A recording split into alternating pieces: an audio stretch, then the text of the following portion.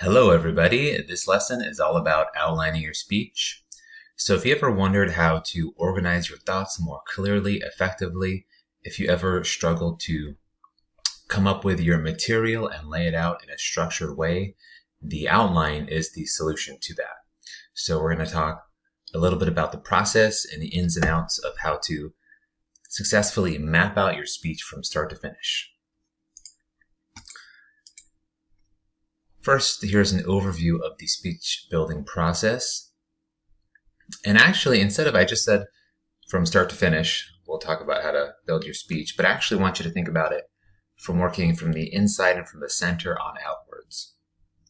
I think it is important to first have your topic and your theme in mind, and then to build out from there with your main points, your examples, your facts, your statistics, your introduction, and then your conclusion. And then you can structure it from introduction to your main points and conclusion. But it has to begin with your thesis, which is why I have the overview process here. And we'll talk about each of these elements in more detail. Starting with analyzing your audience. A very important first step in your speech is just anticipating the crowd whom you're addressing. So what might be their interests, values, attitudes, about whatever topic you're addressing is an important consideration. It's like why any company has to market towards a target audience. Similarly, as a speaker, you have to cater your message to your intended audience, which in the case of this class is your peers. So just have that in mind when selecting your topic. So demographics. Think about different demographic groups. What comes to mind?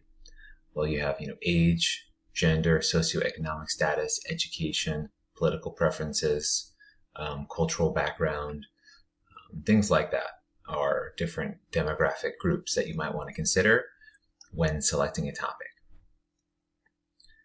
In this class, you're going to have what's known as a captive audience, meaning everybody's not there because they are super enthusiastic about whatever topic you're addressing. It's a class setting and they're, forced to watch your presentation. So you really have to go above and beyond to get their attention and to really, speak to their interests to a general audience, because the audience might not be familiar with whatever topic you're addressing.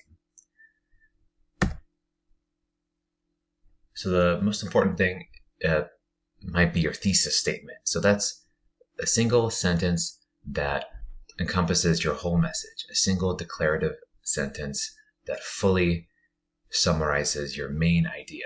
If I ask, what's your speech about? You should be able to respond in a single declarative sentence. So a thesis should not be an extended multiple sentence, paragraph length kind of statement.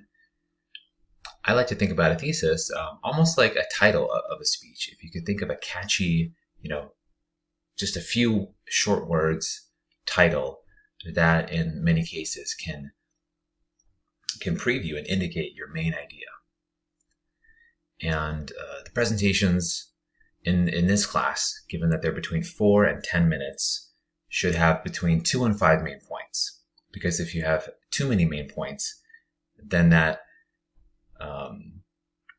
prevents you from being able to go into detail in any of your points. So let's say you have 10 main points in a 5-minute speech. Each main point is just going to be a bullet point list. You're only going to have, less than 30 seconds to fully explain each main point, which isn't enough time. So that's why we say 2 to 5 main points. 3 main points is the general rule and the most common pattern of arrangement.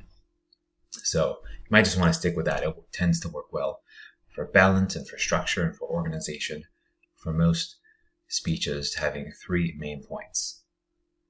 You'll notice, in story, in any kind of storytelling, and plays and films, there's typically 3 acts. So in a speech, there should be 3 main points. You might think of it that way. The outline format involves these main elements: so an introduction, a body, a conclusion, a particular type of formatting, the use of main points, which divide up your theme, and then subpoints to support each of the main points. So it looks something like this. where you have your main point, which breaks up the theme into several sub-themes, and then you break that up further into several sub-themes, and so forth.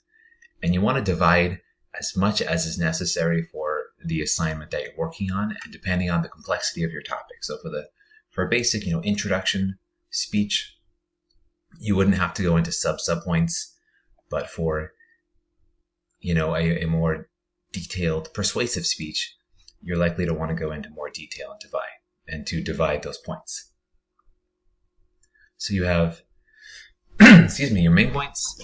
Those are broken up into sub-points and sub-points. Now, it's an important note here is that your main points are always going to be thematic, and you're not going to have like a fact or a piece of research or an example as your main point. Those will be your sub-points or your sub-points. So the main point is just the theme broken up into 3 sub-themes. And then your sub-points and so forth are the examples, the facts, the details. I also have, so we'll look at a full sample document after I go over the next couple of slides here. Next of which involves your supporting material. So that's the content which builds up your speech and supports your main ideas. So you might have had the experience of writing your introduction and then getting stuck at your main points because you don't know what to put there. Well, first of all, I would say that I would start with the main points and then go back and work on the introduction, because how can you know how to adequately introduce a message if you haven't built that message up? So your main points consist of stories, examples, testimony, which is statements from people involved or knowledgeable about the topic, facts and statistics, so things that can be supported and proven with your source and can be verified, and facts with numbers or statistics. And all of the supporting material should stick with your common theme. So each of your subpoints should all relate to the common theme. And if not, you might want to reconsider whether to include that. There's different patterns of arrangement you can use for your presentations. And we'll get into to much of the other different patterns of arrangement when we get to persuasive speaking. But for now, you might think about just arranging your points topically, where you just have your theme broken up into 3 separate parts intuitively, and you just break it up topically in that format, so categorically. And the other option for your first presentation or 2 is chronological, where you do it on the basis of a timeline. So you might have start, middle, end for your 3 main points, or past, present, future. So those are some options for your first presentation for how to organize your main points. This isn't listed here. This must be a different version than I thought I had up. But you could also do like cause effect. That's one other option. But beyond that, the other patterns apply to the persuasive speech. So we'll skip that for now. Okay, I'll wait till go to the sample outline for, first we'll talk about introductions. There's several important functions of a speech introduction. So first, you want to get the audience's attention with some really compelling, memorable statement that starts your message off with a lot of momentum and which really grabs and hooks the audience. So sometimes it's called a hook, because you're really trying to suck in the audience into your whatever points you're going into. Different types of attention getters can include a quote, a story, a rhetorical question, a demonstration. So let's say you have an object, you use that object or show how it works. You might have a tasteful, joke or humorous statement that relates to your message in some way. So those are some options to start your speech off with momentum and effectiveness. And whatever you choose, you want it to be really well prepared and rehearsed so you can state it really forcefully and effectively. So you also want to introduce your topic in some way, establish your credibility, which tells the audience why you chose this topic. So if you're talking about, I don't know, nuclear technology, why did you choose that? Are you studying the field? Are you interested in it? Was it just something that caught your attention when you were doing research? You should also, in your introduction, state a theme. You might directly state your thesis or indirectly state it. You might want to intentionally leave it a little bit more vague at the beginning for the sake of solidifying it at the end. That's okay. And previewing your main points as well. So previewing your points and stating your theme or thesis, those can overlap. And in fact, all of these functions can overlap. Let's say if you have a really engaging story, this might get the audience's attention, introduce your topic, state your connection to the topic, and preview your theme and thesis all in the same, story. The reverse side of introductions are conclusions. So conclusions should serve to signal. You should have some kind of signal that things are wrapping up. You should restate your main points and your theme. I think it's really important as well to have some kind of really clear takeaway for the audience. So either it's a lesson, some kind of moral takeaway, some words of inspiration, something to really leave the audience with something to think about, and some clear message that you want them to go away with. And finally, you want to begin with an authoritative, clear statement. You want to end decisively as well with a strong final statement. This might also include a closing story, a closing quote, or rhetorical question. Or you might also call back to something you had said earlier or in the introduction so that things come full circle and you close in a similar way that you began on.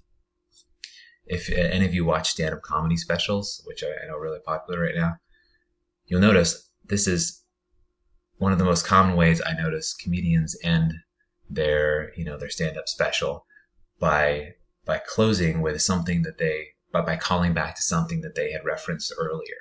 And it just leaves you with this great sense of coming full circle, that finality, it's the payoff.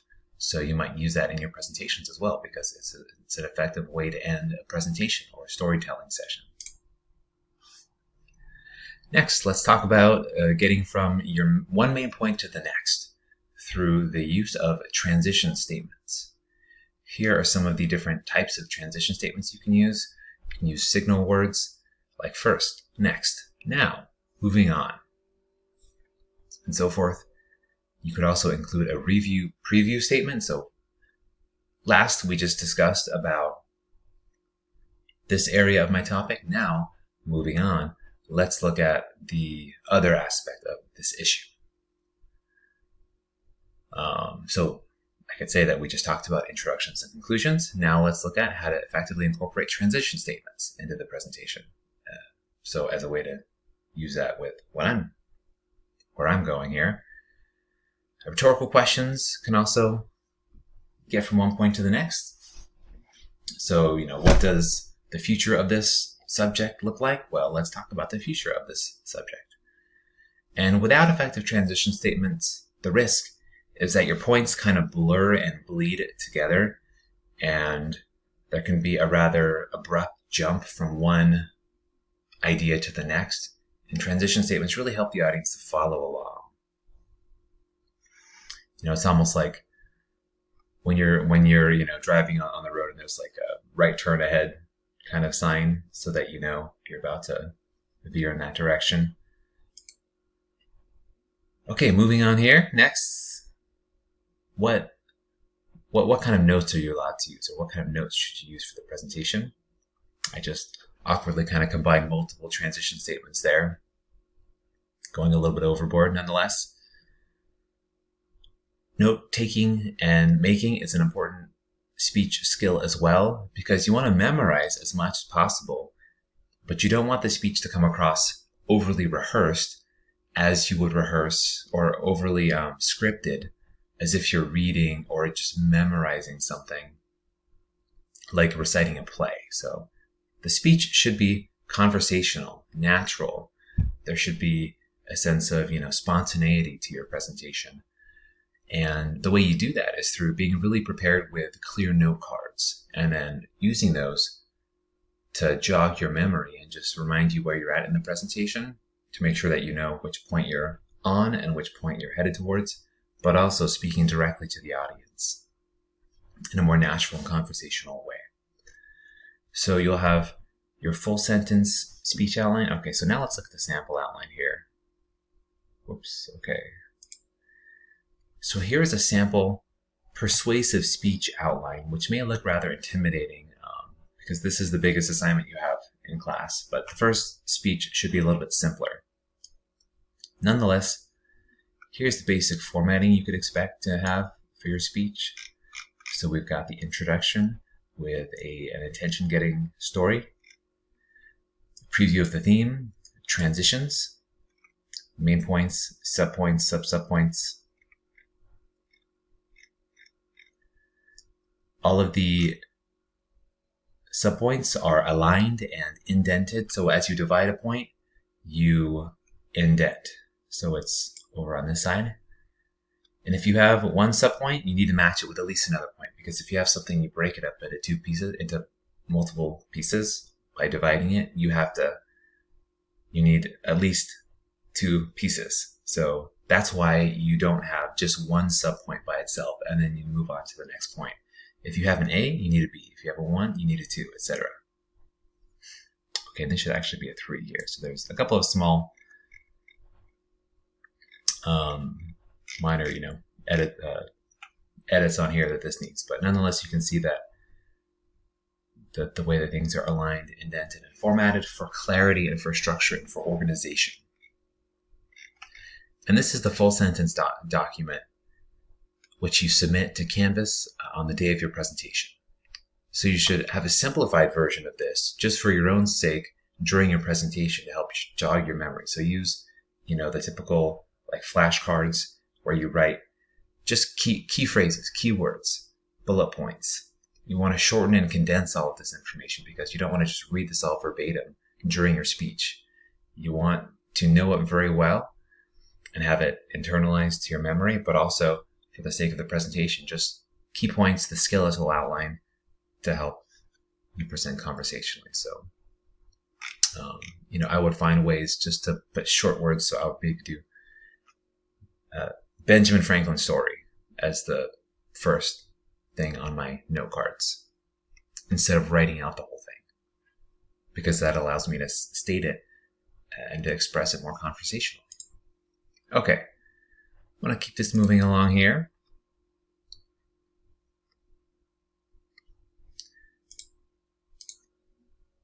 So have clear notes. The goal is extemporaneous speech, which is the term, which means conversational, natural speaking.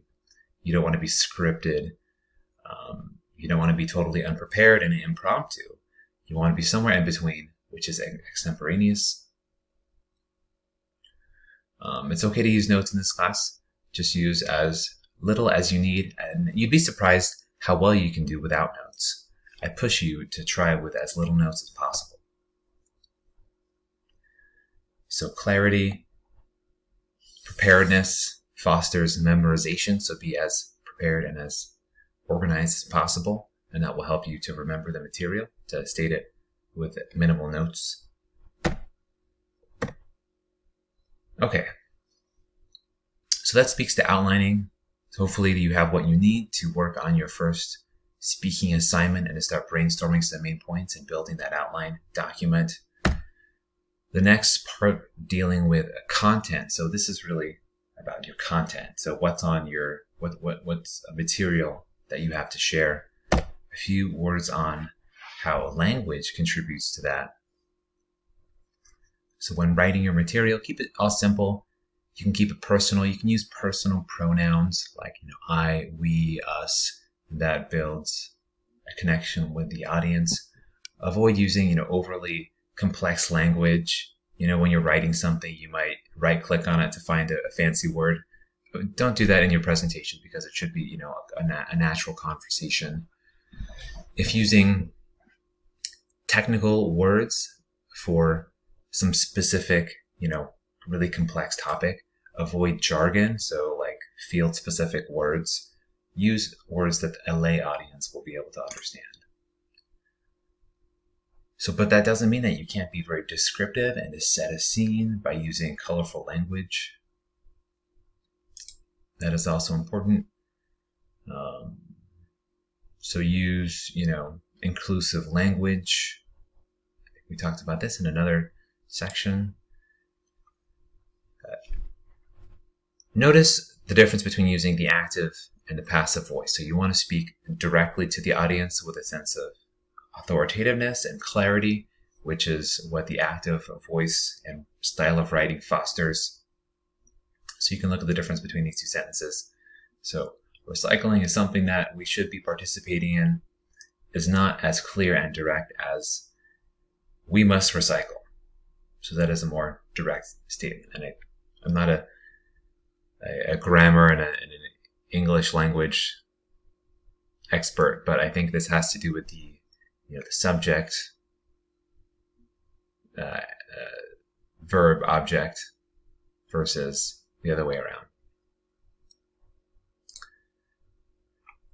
Related to that are hedge words, words that cut away from your authoritativeness and the power that you have as a speaker. So in a presentation, you want to command the audience and be in command of your material and have more power in your speech. Hedge words cut away from that in a formal presentation, but in informal speaking, in an ordinary conversation, hedge words can actually indicate, conscientiousness, thoughtfulness, that you're open to new ideas. So I think that's why some of us are likely to use these frequently. But in a formal presentation, you don't want to come across as not knowing what your material is about. So if you were to say, I think possibly this is what we should be doing about this subject, but I'm not sure, you don't want to have that kind of informal, powerless tone in your speech in a formal presentation. So cut down on the hedge words, which are related to filler words, which we'll talk about in another video. Filler words are ums and ahs, verbalized pauses in your presentation, which are related to hedge words. Consider using rhetorical devices in your presentations. Using repetition helps the audience to concretize your message. Alliteration, so again, colorful use of language really brightens up your presentation and makes it more engaging and intriguing. I think it's great when there's a poetic element to a speech. And these are some ways to, incorporate that. Some of the best speakers use these kinds of means. So going back here, antithesis, using opposites and contrast to get us to see something more clearly. Comparisons, similes, metaphors, analogies. The idea here is that you're using different ideas to help the audience to understand a message. And ultimately, the way to come across as in a more articulate manner, one of the most important ways to become a better speaker is to improve and to expand our vocabulary, because speech requires, words at our disposal to use to express our ideas clearly. And if you are not as well read or have less exposure to language, then you have less ability to express and to articulate your ideas clearly, because you just won't have the words at your disposal. So I really encourage you to read as much as possible, to read from sources that are going to expand your vocabulary.